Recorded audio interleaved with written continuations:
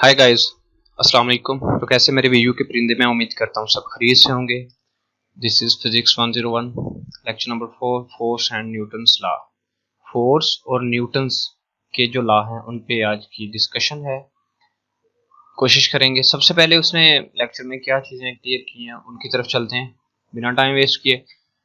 Object tends to stop if they are in the motion force required to keep the something moving। अच्छा, यहाँ पे वो चीजें बताता है। यहाँ पे उसने फोर्स की डेफिनेशन भी कर दी है और कुछ बात भी, अहमियत की हमल जो है उसने आपसे शेयर कर दी है। वो कहता है एक ऑब्जेक्ट कुछ भी हो सकता है। ऑब्जेक्ट पता किस चीज को कहते हैं?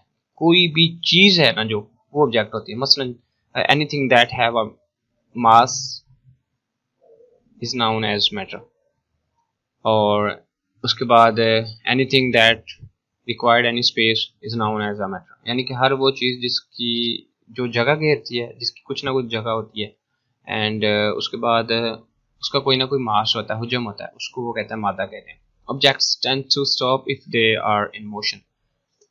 अगर कोई चीज़ मोशन कर रही है, ठीक है, उसको रोकना, या फिर कोई चीज़, मतलब force is required to keep moving something, मतलब कोई भी चीज़ अगर मूव कर रही है तो उसे रोकना, या कोई चीज़ रेस्ट में पड़ी है उसे मोशन में लाने के लिए जो चीज़ हम अप्लाई करते हैं उसको फोर्स कहते हैं। यहाँ पे कहता है object tend to stop if they are in motion. कहता है ऑब्जेक्ट्स जो होते हैं अगर वो मोशन में होते हैं, चल रहे होते हैं, तो उनको रोकना पड़ता है। Force is required to keep something moving, मतलब इसके लिए वो कहता है फोर्स रिक्वायर्ड होती है, ठीक है, किसी चीज को मूव करने के लिए या रोकने के लिए। This was natural thing in to be believe in the because we see object stop moving after some time. वो कहता है कि ये एक नेचुरल फिनोमिना है कि जब कोई चीज मूव कर रही होती है तो उससे रुकते रुकते थोड़ा टाइम लग जाता है। ऐसा नहीं है कि एक चीज फास्टली जा रही है, आपने बोला रुक जाओ, फुल रुक गई, नहीं, थोड़ा सा टाइम लगता है, चाहे वो एक सेकंड ही क्यों ना हो। Frictionless motion is possible to see only in the rather special circumstances. अच्छा, यहाँ पे कुछ खास नहीं। पॉइंट 2 में क्या कहता है?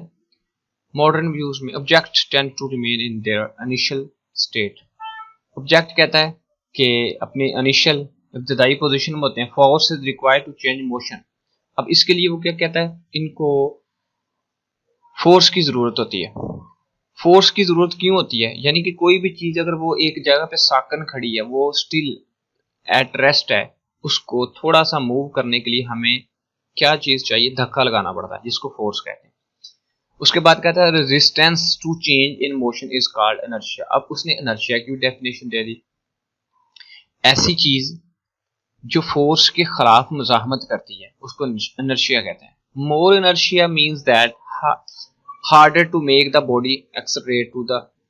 यहाँ पे वो कहता है कि अगर ज्यादा उसकी मतलब होगा, चीज बड़ी होगी, फॉर एग्जाम्पल एक छोटी कार है, वो एक स्पीड से जा रही है, उसको रोकना आसान है उसकी निस्बत। अगर कोई बड़ा बहरी जहाज या हवाई जहाज जा रहा है, उसको रोकना मुश्किल है। क्यों? उसकी उसका जो मास है वो बहुत ज्यादा है। इनर्शिया इसी कानून पे लागू होता है कि जब कोई चीज ज्यादा बड़ी है उसको ज्यादा फोर्स रिक्वायर्ड चाहिए अगर कोई छोटी है। मतलब कि एक छोटा सा परिंदा है ना, तो उसको, परिंदा नहीं, एक मोटरसाइकिल है, उसको चलाना भी आसान है, यानी कि थोड़ा सा भगाओ वो जल्दी भाग जाता है, मतलब थोड़ा सा अगर उसको जोर लगाओ। लेकिन अगर एक बहरी जहाज खड़ा है या एक हवाई जहाज खड़ा है या एक ट्रक खड़ा है, आप उसको धक्का लगाएंगे वो नहीं मूव करेगा। क्यों? क्योंकि उसका मास रहता है। लेकिन अगर वो मूव नहीं हो रहा, जो आपका ट्रक है, लेकिन अगर वो बहुत ज्यादा स्पीड से आ रहा है, तो आगे आप उसके एक कोई चीज, दो तीन लोग आगे ट्रक के खड़े हो जाएं उसे रोकने के लिए, तो वो आपको मार देगा लेकिन रुकेगा नहीं। लेकिन अगर एक बाइक तेजी से आ रही है तो आप उसके आगे दो तीन लोग खड़े हो जाते हैं, तो उसको रोकने की कोशिश करते हैं, वो रुक जाएगी। उसकी वजह क्या है कि जितना वो चीज भारी होगी उतना ही उस पर फोर्स ज्यादा लगती है। तो ये इनर्शिया का कानून है। उसके बाद कहता है न्यूटन्स फर्स्ट लॉ। अब न्यूटन्स का जो फर्स्ट लॉ है, इसमें हमें कुछ चीजें रिक्वायर्ड है, पहले उसको हम करते हैं। यहाँ पे हम इसको यहाँ पे करते हैं क्लियर। फर्स्ट लॉ जो है ना इसका, न्यूटन का, वो यही लॉ है कि हम इस लॉ में कहते हैं कि जो हमारे पास फोर्स है ना, फोर्स वो इज इक्वल टू है एम ए। यहाँ पे एम क्या है? एम यहाँ पे एक मास है। और यहाँ पे ये जो ए है ये एक्सेलरेशन है, रगड़ की फोर्स, और ये जो फोर्स है, ठीक है। हम ये कहते हैं कि न्यूटन का जो फर्स्ट लॉ है इसको फर्स्ट लॉ ऑफ मोशन कहते हैं, कि जब भी किसी चीज का मास हो या उसमें एक्सेलरेशन हो, इन दोनों को आपस में मल्टीप्लाई करें तो जो चीज बनती है वो फोर्स है। तो यहाँ पे हम कहते हैं कि first law of motion is F is equal to ma। अब इसको प्रूफ करना है, सबसे पहले इसकी मैथमेटिकल फॉर्म देखते हैं।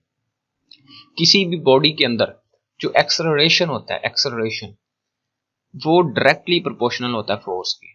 क्या मतलब इसका? इसका मतलब ये है कि जब भी कोई चीज,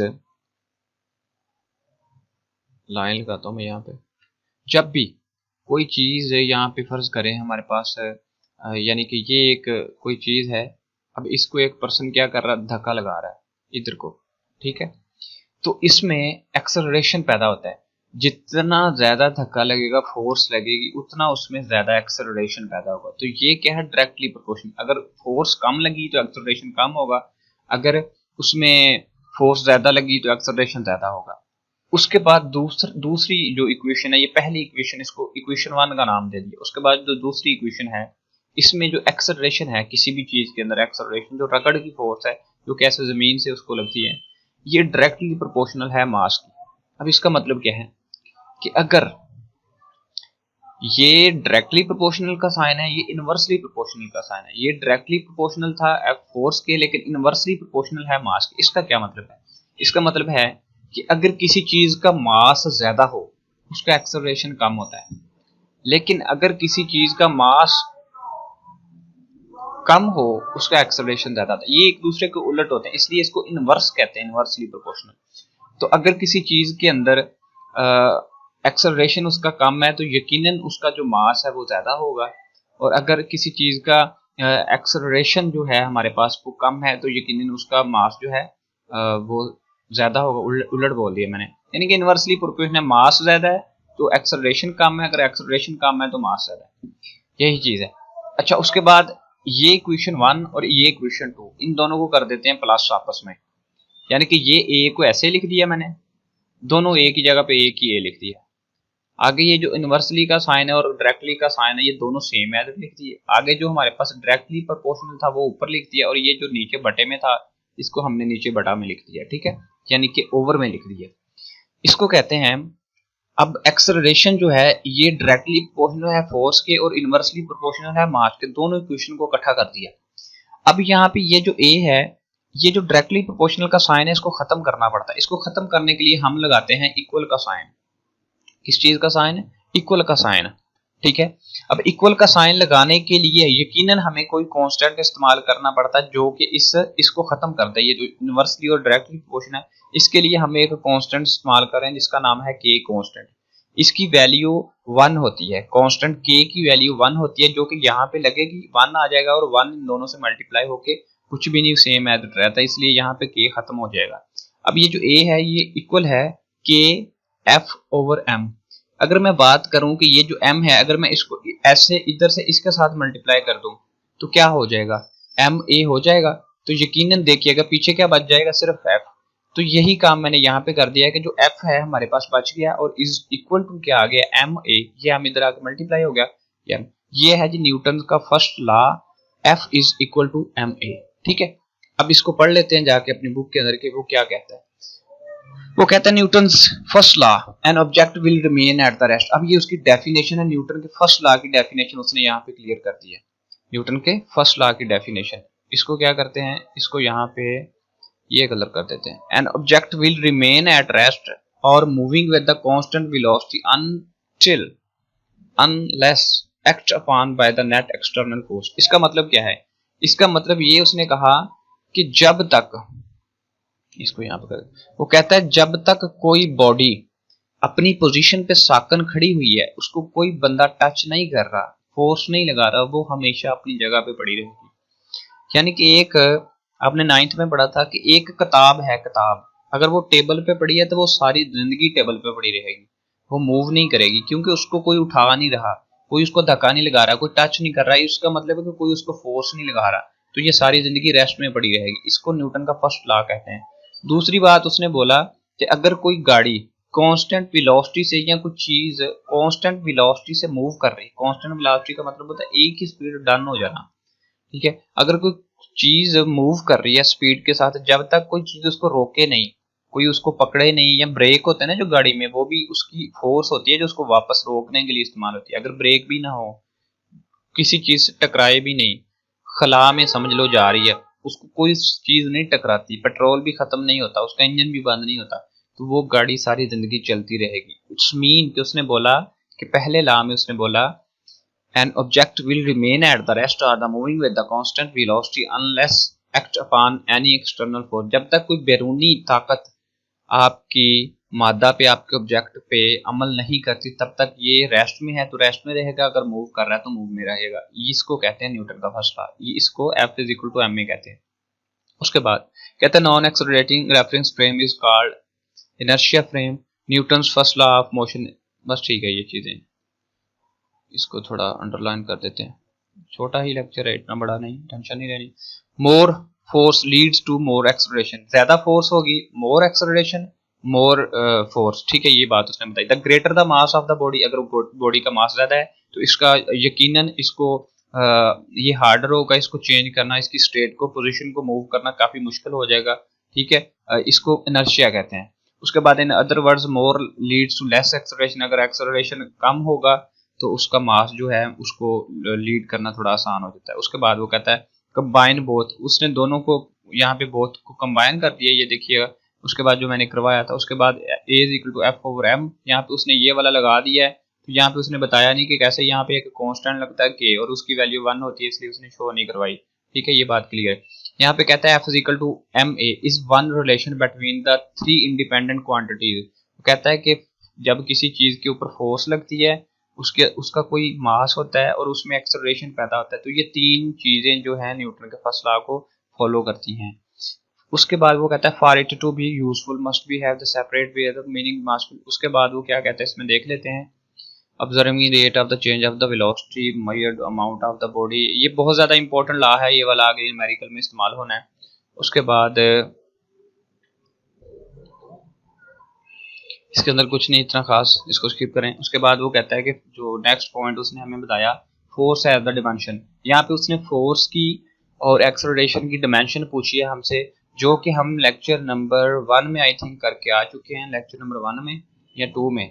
यहाँ देखिएगा ये फोर्स है, और फोर्स मैंने अभी आपको बताया कि एम ए होता है, और ये मैंने डिमेंशन आपको निकाल के बताई थी कि ये देखिए ये फोर्स है हमारे पास, ये नजर आ रहा होगा अगर आपको। फोर्स ये किस चीज से बनी थी, एम और ए से, मास से और एक्सेलरेशन से। ये देखो F is equal to M A, और इसका हमने निकाला था एम मल्टीप्लाई, एम का एम आ गया, तो ए का हमें पता था कि हमने ए पढ़ा था एल टी इनवर्स स्केयर पढ़ा था। ये ए क्या था, ए हमें पता था कि बी ओवर टी होता है, जिसको एक्सेलरेशन कहते हैं।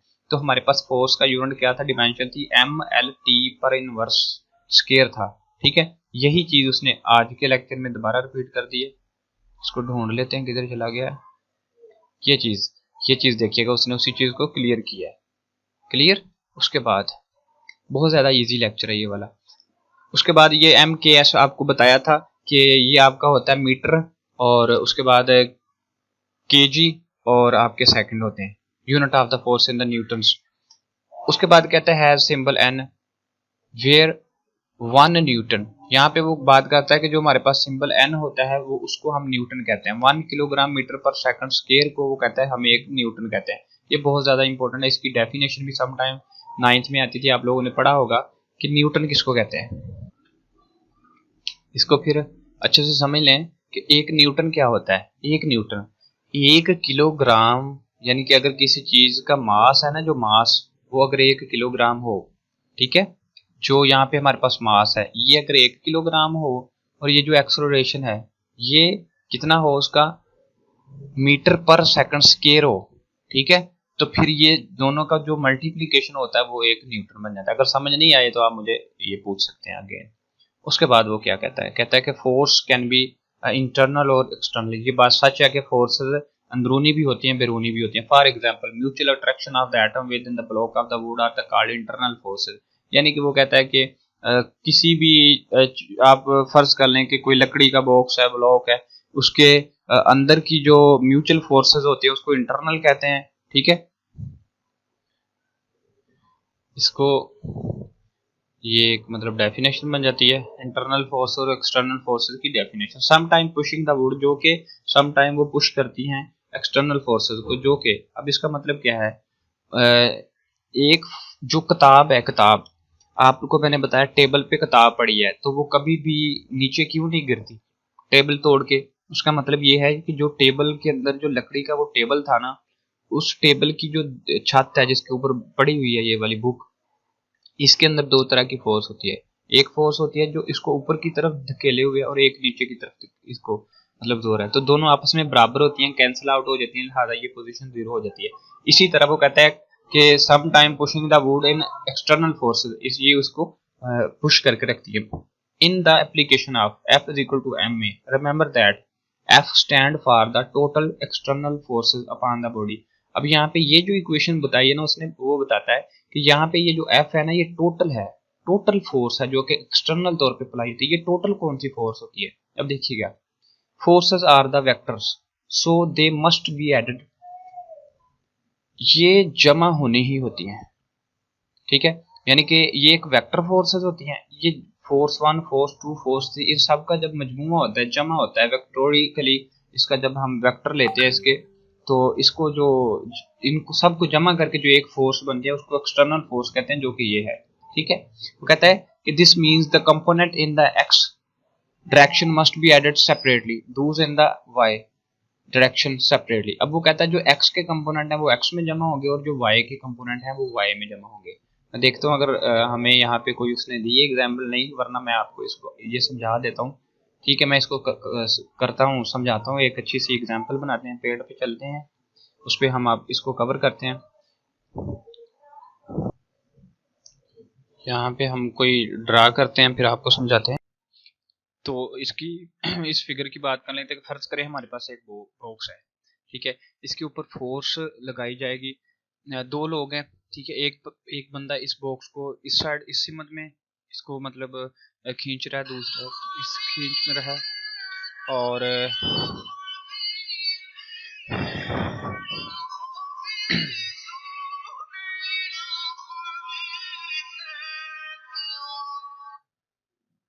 अस्सलाम वालेकुम।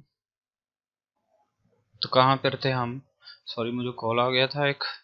अच्छा, तो अगर फर्ज करें कि कुछ लोग इसको बॉक्स को इस तरफ खींचें, कुछ लोग इस तरफ खींचें, तो जब भी हम किसी चीज़ पे एक फोर्स इंप्लीमेंट करते हैं, फोर्स की डायरेक्शंस होती हैं, यानी कि वो फोर्स हमारी एक्स एक्सेस में भी होती है और वो फोर्स हमारी वाई एक्सेस में भी होती है, ठीक है, और वो हमारी जी एक्सेस में भी होती है, तीनों डायरेक्शंस में होती हैं, तीन फोर्स दिए, यानी कि एक्स कंपोनेंट, वाई कंपोनेंट, जी कंपोनेंट। इसी तरह इधर भी एक्स कंपोनेंट, ठीक है, ये वाई कंपोनेंट, एक्स कंपोनेंट, मैं तफसील में नहीं जाऊंगा ज़्यादा, सिर्फ काम की बात बताएंगे। इसी तरह मतलब कि फोर्स कौन कौन सी होगी, एक फोर्स आपके पास जो उसने इसी तरह उसने बोला है कि F1, F2, F3, तो इस तरह वो इसको इसकी डिमेंशन मेंशन करना चाहता है, यानी कि वो ये बात बता रहा है यहाँ पे कि आपकी जो एक्स डायरेक्शन में फोर्स होती है ना, एक्स डायरेक्शन वाली, जो एक्स डायरेक्शन में फोर्स है वो वाली, प्लस आपकी जो एफ वाई डायरेक्शन में फोर्स होती है वो वाली, और जो उसके बाद आपकी एफ जेड डायरेक्शन में फोर्स होती है वो वाली। अब ये जो होती है एक्स डायरेक्शन में, इसके जो यूनिट वेक्टर होते हैं आई होता है, इसका जो यूनिट वेक्टर है वो जे होता है, और इसका जो है यूनिट वेक्टर वो के होता है, के जे और ये आई होता है इसका, ठीक है। ये सब जब जमा होंगे तो फाइनल एक फोर्स बनेगी, एक फोर्स बनेगी। इस पे होते हैं आपके इस तरह से वेक्टर के निशानात होते हैं, और ये आपकी जो फोर्स है ये फाइनली इनका इक्वल होती है। यही बात उसने यहाँ पे बताई है कि आपकी जो फोर्स है, force are the vector and so must be added, मतलब इनके जो वेक्टर होते हैं, वेक्टर कली इसको वो ऐड करता है, F1, F2, F3 और so on. This means that the component in the X direction must be added separately, those in the Y direction separately. अब ये क्या कह रहा है, मतलब कि अगर इसके एक्स वाले हैं ना, एक्स वाले, ठीक है, तो इसके एक्स वाले, इसके एक्स वाले, ये वाले एक्स, यानी कि एक्स वाली सारी चीजें एक्स में जमा होगी, वाई वाली वाई में, और इस पे एक तफसीली टॉपिक है वो अलग हो जाता है फोर्स का, तो इसमें अगर वो मेंशन नहीं किया हुआ तो हम उसकी तरफ नहीं जाएंगे, ठीक है। उसके बाद वो क्या करता है, ये बात उसने बताई है, बड़ी इंपॉर्टेंट बात उसने बताई है कि फोर्स एक्स वाली एक्स में ही ऐड होगी, एफ एक्स की फोर्स एफ वाई में नहीं ऐड हो सकती। उसके बाद उसने बोला gravity acts directly on the mass of the body.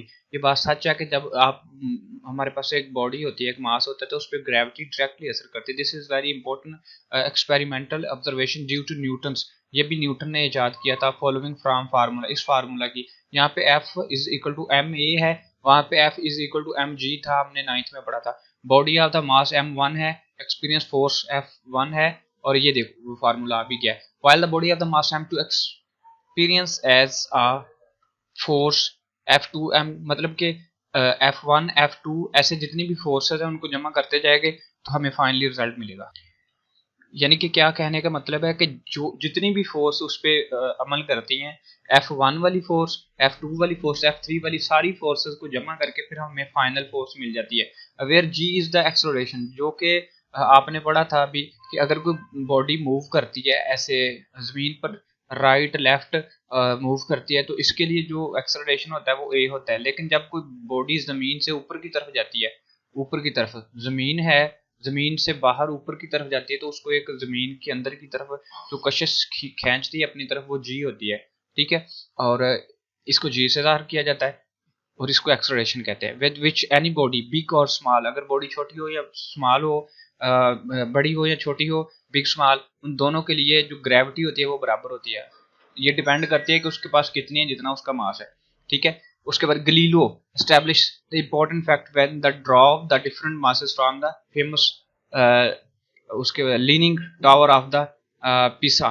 यानी कि ये बहुत ज़्यादा, ये जो ग्रेविटी की फोर्स थी असल में इसका कंसेप्ट गलीलो ने पैदा किया और इसने इसकी ग्रेविटी फाइंड करने की कोशिश की। बहुत ज़्यादा इंपॉर्टेंट लाइन है, लाइन नंबर जो पॉइंट 15 जो है बहुत ज़्यादा इंपॉर्टेंट है। उसके बाद the weight of the body W is the force which gravity exerts upon it.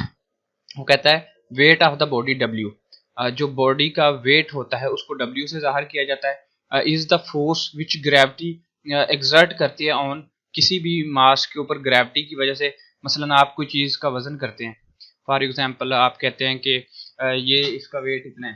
ठीक है, तो वो वेट कैसे किया जाता है? वो आप तराजू लेते हैं या फिर कोई भी चीज़ लेते हैं, आप उस पर रखते हैं तो उसका वेट होता है। एक्चुअल में उस चीज़ का जो मास होता है वो, और जो उसके साथ ग्रेविटी होती है, उन दोनों का जो कम्बिनेशन होता है, उसका जो मल्टीप्लिकेशन होता है वो जितना हो जाता है ना, जितनी भी वैल्यू आती है। फ़र्ज़ करो मैं यहाँ पे कहता हूँ कि इसकी एग्जांपल ले लेते हैं। हमारे पास इसकी एग्जांपल कुछ है, हम कह देते हैं कि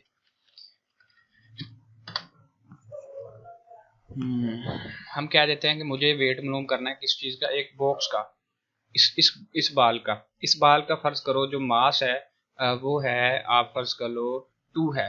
ठीक है, और इसका जो जी एक्सेलरेशन है वो फ़र्ज़ कर लो इसका 3 है। ठीक है, तो हमारे पास डब्ल्यू का जो फार्मूला होता है वो होता है एम और ये जी। ठीक है, एम की जगह पे 2 लगाओ और जी की जगह पे 3 लगाओ, सेंटर में मल्टीप्लीकेशन, तो टोटल क्या हो गया 6। ठीक है, तो वेट कितना है 6। उसके बाद mass weight are two completely different quantities, ये बात याद रखें। So for example, if you used spring balance to weight 1 kilo of the graph on the earth, same graph would be weight only 1/7 kilo on the moon। मतलब कि अब ये बात बहुत ज़्यादा इंपॉर्टेंट है, ये क्विज भी है और ये नॉलेज भी है बात, कि जब एक चीज़ का जो है वज़न यानी कि उसका जो वेट है वो 1 kg है, लेकिन वो कहता है कि वही चीज़ का वज़न जो है वो जब चांद पे जाता है तो 1/7 हो जाता है। क्यों? क्योंकि ज़मीन की अपनी तरफ खींचने की जो कशिश है वो कुछ और होती है और जो चांद पे होती है वो कुछ और होती है। इसका मतलब यहाँ पे समझिएगा कि ये जो जी मैंने यहाँ पे 3 लिया, हो सकता है जब चांद पे जाएं तो ये जी की वैल्यू बहुत ज़्यादा कम हो जाए, ये कुछ 0.3 हो जाए। उसकी वजह क्या है कि जब भी हम ये वेट फाइंड करते हैं तो ये जो एम और जी है, ये दोनों, ये जो जी है ये बहुत ज़्यादा अहमियत रखता है। जितनी कशिश होगी जी की नीचे खींचने की, उतना ही वो वेट बताएगा। ठीक है, इसलिए वो ये बात कह रहा है। उसके बाद Newton third law, for every action there is an equal and opposite reaction. यहाँ पे बहुत ज़्यादा इंपॉर्टेंट लॉ था इसका, बहुत ज़्यादा ये वेरी वेरी इंपॉर्टेंट। यानी कि every action has reaction equal and opposite direction. ठीक है, मतलब इसका क्या था कि फॉर एग्जांपल इसकी एग्जांपल देखते हैं कि आप किसी के एक एक फनी सी एग्जांपल है कि किसी को आप एक थप्पड़ रसीद करते, आप बाजार में जाएं, आप उसको जाके एक थप्पड़ लगा दें और यकीनन वो आपकी धुलाई कर देगा। यानी कि जब आप किसी पे एक्शन करेंगे तो वो आप पे रिएक्शन करेगा। ये न्यूटन का थर्ड लॉ है। एक्चुअल में न्यूटन का जो थर्ड लॉ है वो होता क्या है। फॉर एग्जाम्पल एक बाल है आपके पास, वो जो टेनिस बॉल होती है, वो आप दीवार पे ऐसे जोर से मारते हैं, वो दीवार से लगती है। ये आपके हाथ से बाल का जाना, दीवार से लगना, इसको एक्शन कहते हैं। लेकिन जब दीवार से लगती है, जितनी जोर से आपने उसको मारा उतनी जोर से वो वापस आती है, इसको रिएक्शन कहते हैं। तो ये न्यूटन का थर्ड लॉ है।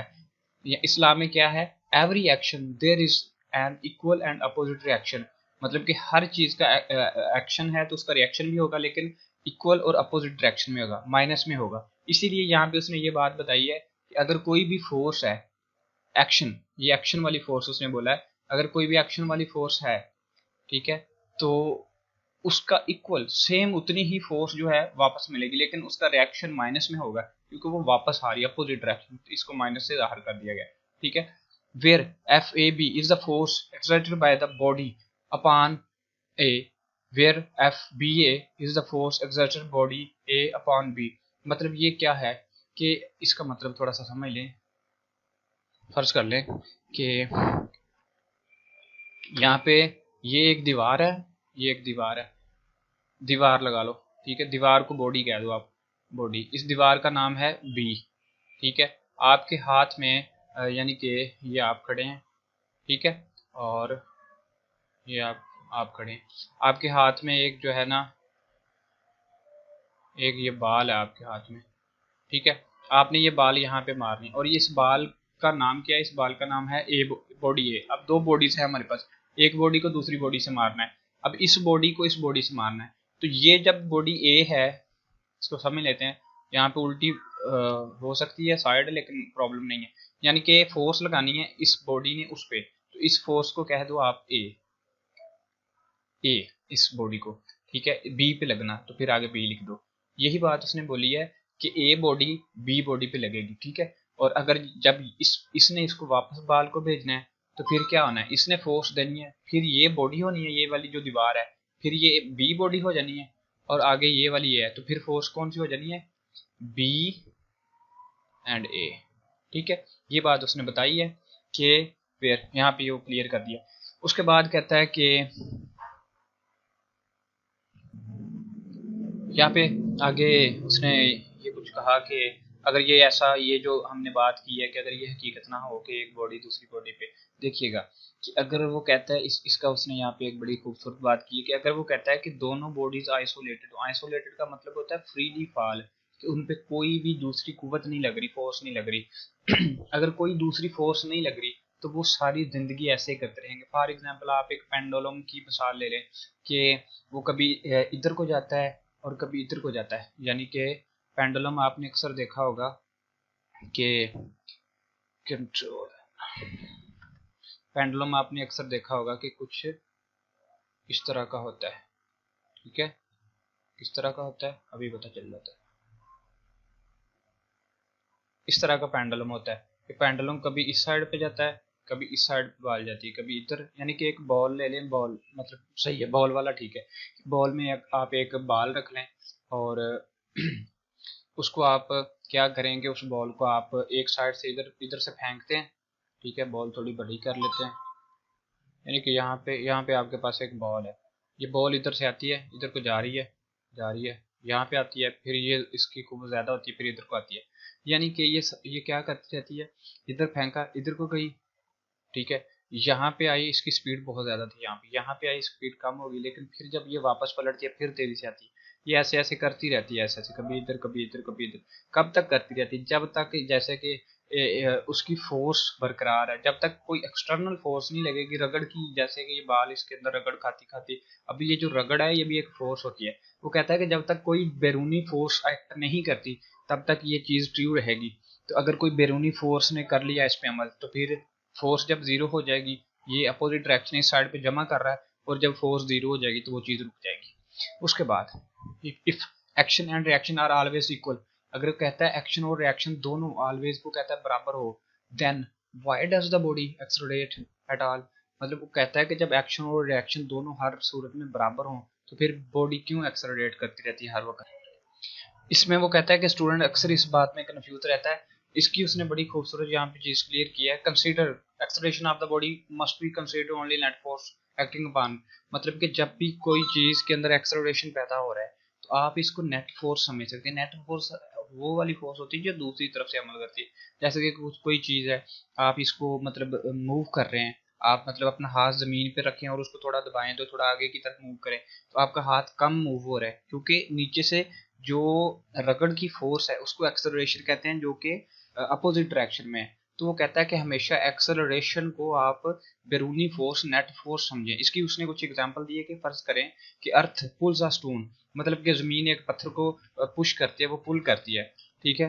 तो जब वो पत्थर मूव करता है तो उसमें एक एक्सेलरेशन पैदा होता है, इसी तरह जमीन में भी एक्सेलरेशन पैदा होता है। वो कहता है कि ज़मीन का एक्सेलरेशन ज़्यादा होता है जिसकी वजह से वो उसको अपनी तरफ कशिश करती है, लेकिन पत्थर जो है वो भी उसको अपनी तरफ कशिश करता है ज़मीन को, ठीक है। दोनों चीज़ें अपनी तरफ एक दूसरे को एक्सेलरेट करती हैं, लेकिन ज़मीन का वो कहता है कि इसका ये लार्ज होने की वजह से पता नहीं चलता, तो फिर इसलिए कहता है पत्थर का हमें पता चल जाता है। एक्सेलरेशन दोनों में होता है, इसको नेट फोर्स समझिए। उसके बाद जी नेक्स्ट नेक्स्ट जी लेक्चर नंबर एंड हो गया 5। आई होप सो दैट कि आपको सारी चीज़ें क्लियर हो गई होंगी। इसमें मैं थोड़ा रिपीट कर देता हूँ कि हमने किया क्या। हमने किया लेक्चर नंबर 4 के अंदर कि आपने यहाँ पे सबसे पहले यहाँ पे सबसे अहम चीज़ जो थी वो फोर्स थी। फोर्स को निकालने का फार्मूला आपको आना चाहिए, ठीक है।